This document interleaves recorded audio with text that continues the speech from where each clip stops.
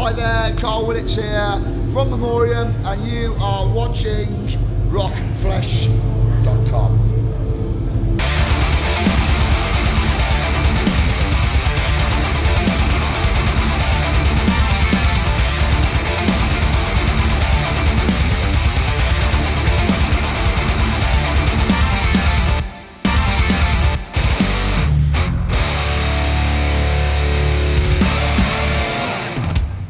rockflesh.com and Damnation, and I am with the legend, the absolute legend, that is Karl Willetts.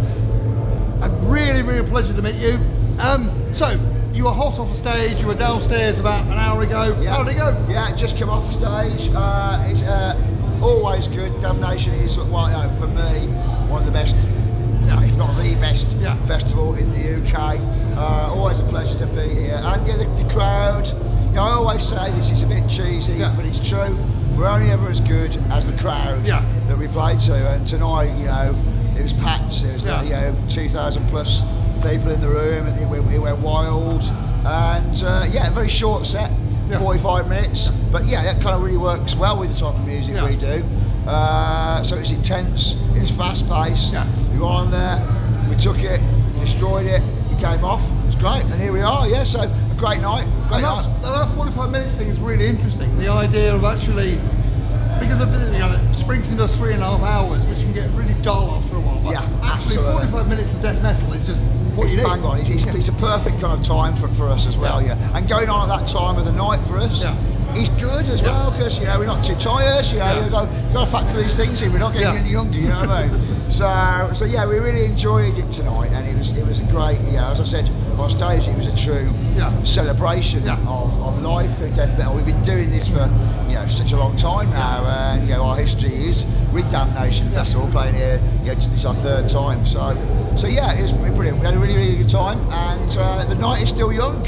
Well, definitely. And actually, one of the things I love about seeing Memoriam yourself is that whole thing you talk about, the life-affirming idea of death metal. Absolutely. And actually, I think people don't understand actually how liberating and life-affirming actually death metal is. This is it. I meet so many people across the world when we go and play gigs, and get to meet people, and I hear about how much the music that I've been part of creating has impacted their lives, and they almost, in a way, feels like they're extended family.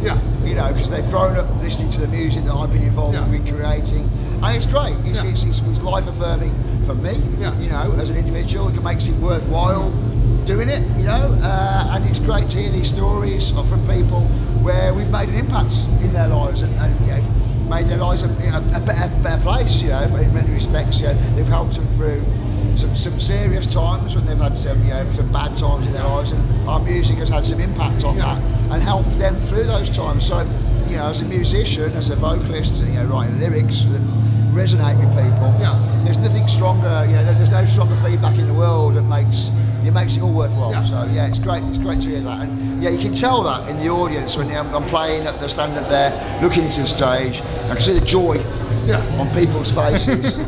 I feed off that. I feed off that joy, and I can, I recognise people as well. Because you see them over the years, and you recognise people as well. You think, well, it's great to see they're still there, still doing it. I'm still here. I'm still doing it, and we're growing old gracefully together through the joy of death metal. And you're sort of recognising people, because at the end of the day, so whilst everyday person in the street might not know who you are, to us as metalheads, you're a fucking legend. It's great. It's great. I'm sorry, you were in Bolthrower. I'm kind of like a semi-legend. Semi-legend. Under the radar, which is great. I'm a legend in my own right. No, definitely. And actually, we've had 200 stab wounds, we've had gate crew here tonight. It's all essentially doing what you've been doing for 30 years. And I do. I get bands that come up to me and say, "Well, thanks, man, for doing what you've been doing." And you've been a huge influence on wanting to have photos with me, which is it's lovely. It's nice to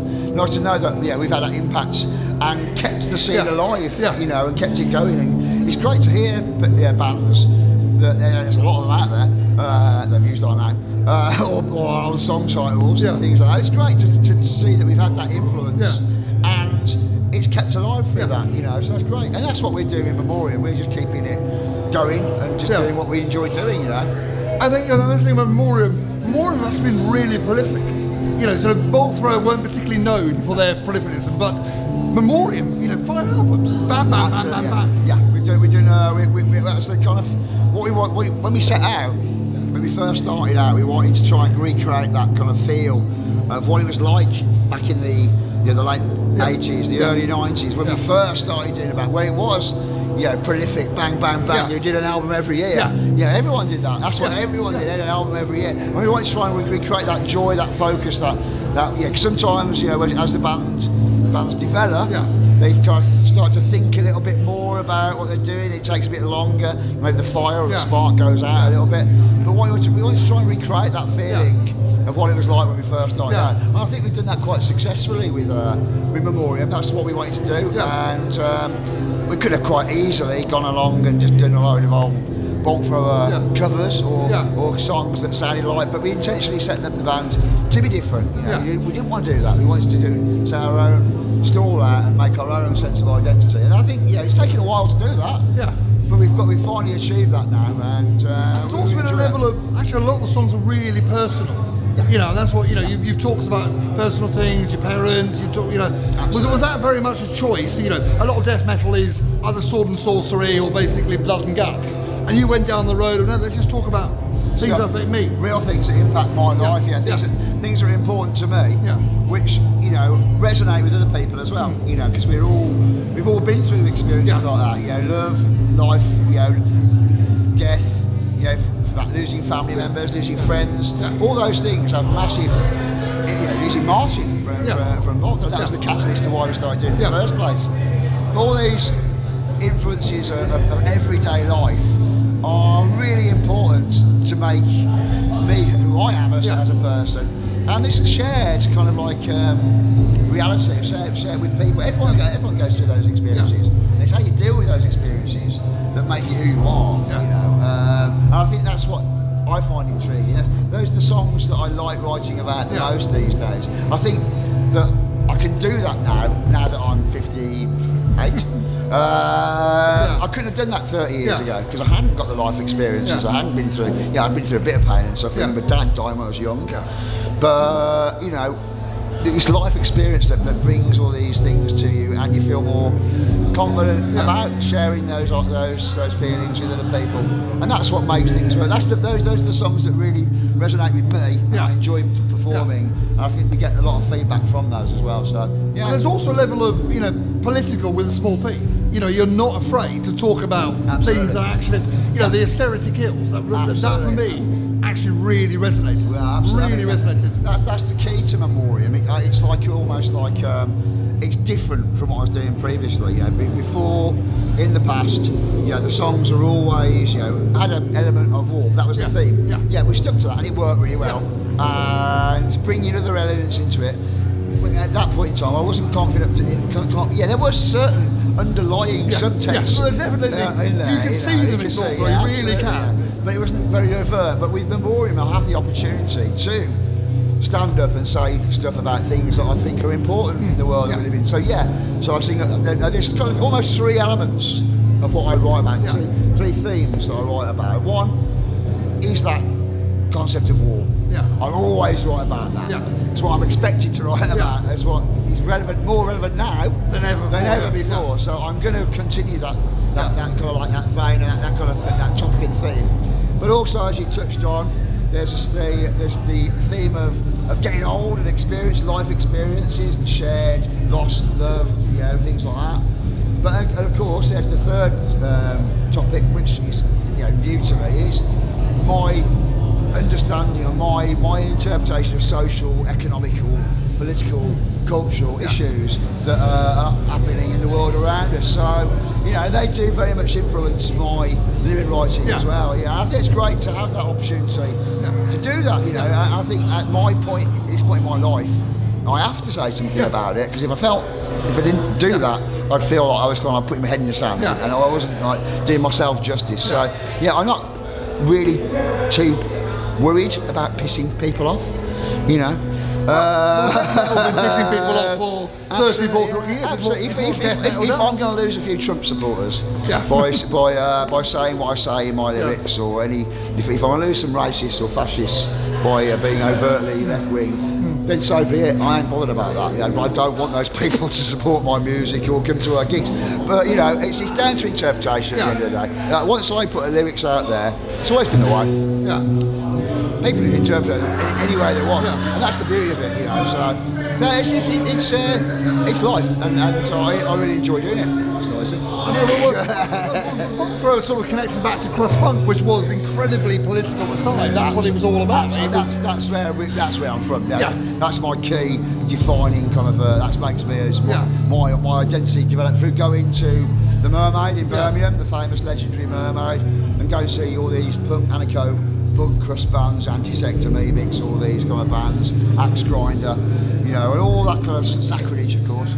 All those kind of bands with that kind of like political edge to them, you know, and the metal content was really what inspired me. And that's why, again, what I wanted to try and do with Memoriam is draw some of those elements into it to do that as well. So you know, we talked about sort of the fact that, you know, old school death metal is now probably healthier now than it's ever been before. Ironically, yeah. You know, do you sit there almost feeling a bit like a sort of a godfather-like figure of all this scene now? Yeah, it's quite nice. It's quite nice to see what's happened, and you know, it's managed to keep it going. But half of me thinks that, you know, if all these people that are into it now were into it back then, I could have retired by now. Yeah, well, that's the beauty of Bolthrower. You know, most of your Bolthrower is like you all had day jobs. You know, it was you, and we still do as well. We still do. Yeah, I mean, that's it. Yeah, we did it for the love of doing it. Yeah. We didn't do it because that was our way of earning income. You know, we weren't dependent on, and that's an ethos that I've retained with Memoriam as well. Is we're not dependent on this as our source of income. So there's no pressure on us to do, you know, tour, you know, constantly. I, at this point in my life, I don't think I could do that. You know, I did it in the past, it was great. But I don't really want to play the arse end of nowhere on a Tuesday night to 30 people. I don't really need to do that anymore. I don't want to. And I don't think I've got the physical or mental capacity to be able to do that. We've all got different responses. As we got older, we've all got different responsibilities. I've got kids, you know, and things like that. So life changes, and that's, in essence, what a lot of the songs about Memoriam are, basically the change in life. But we move on. We keep on going. But you've got to the point now where actually you almost don't need to do those smaller clubs. You can go and do a festival in Belgium. You know, I've seen you at Grasspot with basically essentially 20,000 Belgians eating out your hair. Absolutely. Or we can just choose to do this. So, you know, we could do little gigs if you want to. I'm not writing that off. You know, if you decide to do that, we'll do that. But yeah, we're luckily at that point in our lives where we can pick and choose what we want to do. Do you ever feel, you know, because Bolthrower is now such a legend, you know, you don't mind me saying it is sitting there, they talk about the greatest bands of all time, Bolthrower's up there. And you know, it's almost a patron saint of this festival. People keep talking about 2014, the one and only Bolthrower Damnation. It was the last UK show then. Does it ever feel like a bit like an albatross around your neck, or are you really proud of the heritage? I mean, it's a double-edged sword in many respects. You know, I mean, but yeah, I wouldn't be here doing what I'm doing now without it. You know, so it's a very important part of my life, and I had some great times doing it, and met some great people doing it, and worked with some great people as well. So I look back on it with fond memories. But I also now look to the future. Rather than you can get stuck on dwelling on the past. No, definitely. A lot of people do. But I look to the future, and but it's made me who I am. Without that, I wouldn't be here right now, and I'm very grateful for that. For what it's done for me in my life. So you don't look how much Oasis are making for their reunion and go, do you know what? There might be money in this.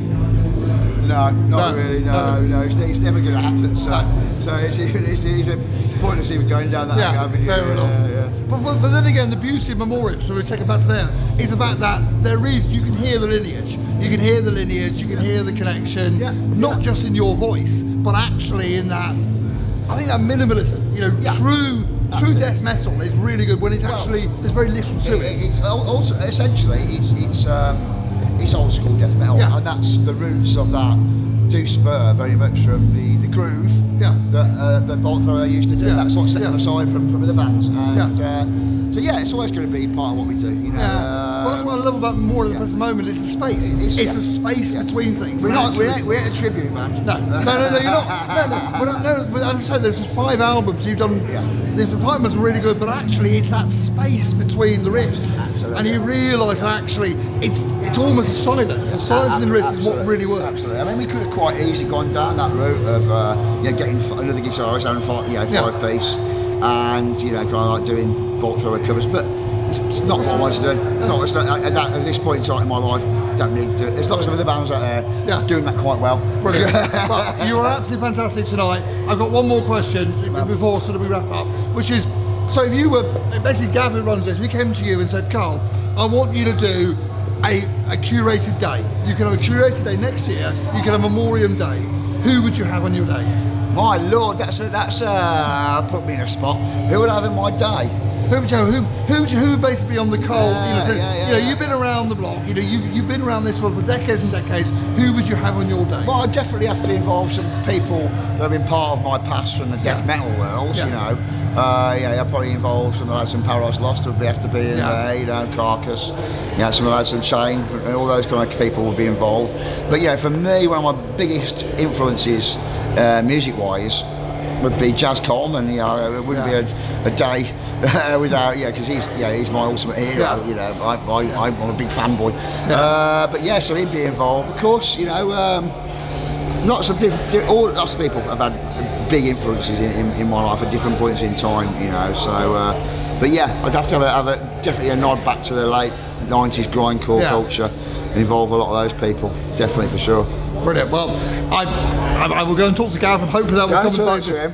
I'm open to negotiation. Fair enough. You heard it here. Yeah, you can discuss my contract fee. Brilliant. That sounds good. Karl, it's been an absolute honour. Really has.